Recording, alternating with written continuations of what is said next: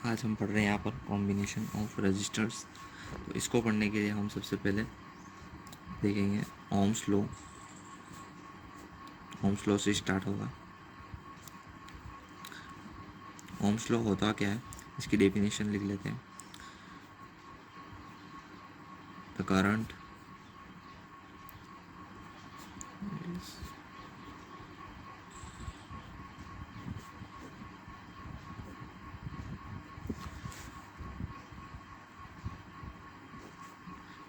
is directly proportional to the potential। इसको हम ऐसे भी लिख सकते हैं, v directly proportional to I। अब हम यहाँ से ये होता है हमारा ओम्स लॉ, इसको हम बोलते हैं ओम्स लॉ। अब हम इसको यहाँ से हमको ये निकालना पड़ेगा, प्रोपोर्शनलिटी साइन निकालेंगे तो v is equals to R I हो जाएगा। यहाँ पर हमारे पास आर आ जाता है कांस्टेंट की फॉर्म में, जिसको हम बोलते हैं यहाँ पर रेजिस्टेंस। अब ये रेजिस्टेंस क्या होता है? रेजिस्टेंस का काम होता है,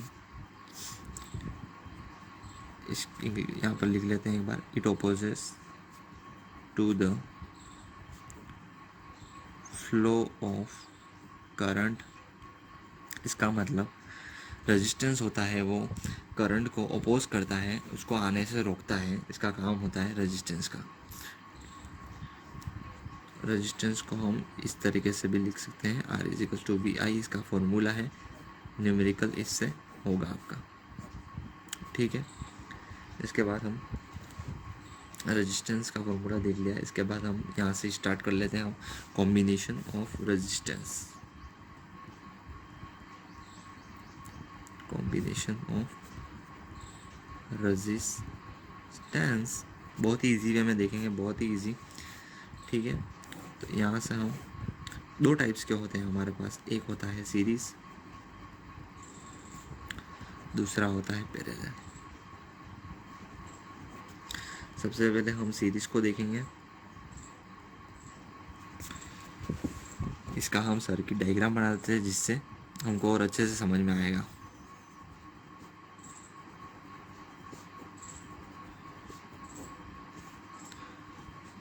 सिंपल डायग्राम बना देते हैं यहाँ पर हम। यहाँ से हमने ये वोल्टेज बैटरी, यहाँ पर R1, यहाँ पर R2 और यहाँ पर R3। यहाँ पर कुछ ना कुछ करंट फ्लो होगा, बैटरी लगाई है, तो अब यहाँ पर कोई ना कुछ पोटेंशियल भी होगा। तो हमारा यहाँ पर सीरीज कॉम्बिनेशन में जो पोटेंशियल होता है वो हमेशा डिफरेंट रहता है। R1 के लिए कुछ और रहता है, R2 के लिए कुछ और पोटेंशियल, R3 के लिए कुछ और, सेम नहीं होगा। तो यहाँ पर हम V1 लिखेंगे, यहाँ पर V2 लिखेंगे, यहाँ पर V3 लिखेंगे। तो अब पोटेंशियल अगर पूछेंगे, पोटेंशियल कौन से रेजिस्टेंस में सबसे ज़्यादा जाएगा, तो पोटेंशियल जो सबसे ज़्यादा जाएगा वो R1 में, क्योंकि R1 सबसे पहले खड़ा है यहाँ पर लाइन में। तो जो पहले खड़ा रहेगा उसको हम ज़्यादा पोटेंशियल देंगे। तो V1 जो होगा वो पोटेंशियल ज़्यादा होगा, एंड फिर V2 होगा, देन V3 होगा। तो हम यहाँ करंट जो होगा वो हमेशा सेम रहेगा इन द सीरीज कॉम्बिनेशन। तो हम यहाँ पर लिख लेते हैं, current is same and voltage is different। Current जो है वो कांस्टेंट रहता है और पोटेंशियल डिफरेंट रहता है। तो अब यहाँ से हम इसकी डेरिवेशन स्टार्ट करते हैं, बहुत ही ईजी है। हमारे पास फॉर्मूला था, हमारे पास कौन, V is equal to I R वाला फॉर्मूले से करेंगे। तो यहाँ पर डिफरेंट क्या है, V है तो हम V वाला ये फॉर्मूला यूज़ करेंगे। V is equals to I R V total. अलग अलग रेजिस्टेंस के लिए अलग अलग वोल्टेज होगा, तो हमने अभी बोला था। तो यहाँ पर हम V1 is equals to I R one लिख लेंगे, R2 के लिए V2 is equals to I R two, and R3 के लिए V3 is equals to I R three. Same, तो अब हम इसको ऐड कर देते हैं, V total is equals to तीनों का सम कर लेंगे, बहुत ईजी। एंड यहाँ पर हमारे पास VT को हम IR लिखते हैं, यहाँ पर IR टोटल, और यहाँ पर V1 की जगह हम लिखेंगे IR1, V2 की जगह हम लिखेंगे IR2 और V3 की जगह हम लिखेंगे IR3। इजी। अब हम यहाँ पर राइट हैंड साइड में हमारे पास कुछ कॉमन मिल रहा है, तो हम इसको कॉमन निकाल देते हैं I, और यहाँ पर R1 को हमने यहाँ रख लिया, R2 को यहाँ रख लिया और R3 को यहाँ रख लिया। अब हम इसको I से I काट सकते हैं इक्वलिटी रूल से, और यहाँ पर हमारे पास फॉर्मूला आ जाता है R1 R2 R3। ये हमारा सीरीज कॉम्बिनेशन के लिए फॉर्मूला होता है। बहुत ही इजी से हमने इसको देख लिया, और अब हम देखते हैं यहाँ पर दूसरा हमारे पास कॉम्बिनेशन होता है, वो है पैरेलल कॉम्बिनेशन। ठीक है, पैरेलल कॉम्बिनेशन, इसके लिए भी हम सर्किट डायग्राम बना देते हैं। तो ये सर्किट डायग्राम बना लेता हूँ यहाँ पर।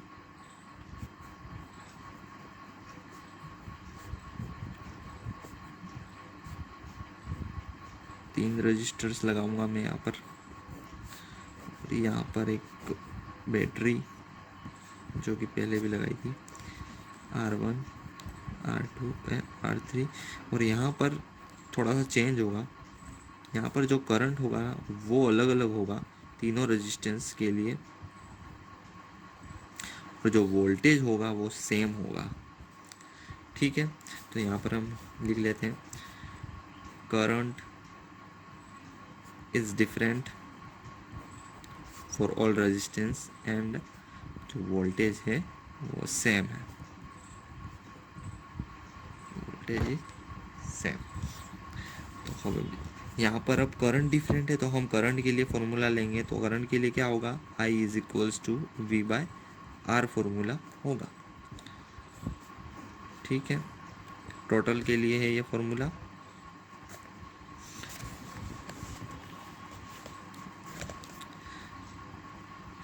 यहाँ पर 3 टाइप्स के अलग अलग करंट्स होंगे, तो हम यहाँ पर लिख लेते हैं।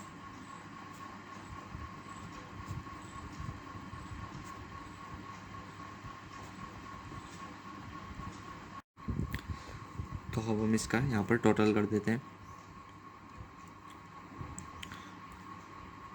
I total is equals to, तीनों का सम कर दिया। यहाँ पर फॉर्मूला लिख लेते हैं इन सब में, V/R1 R total, V/R1 V/R2 and V/R3। अब राइट साइड में हम यहाँ पर V को कॉमन ले लेते हैं।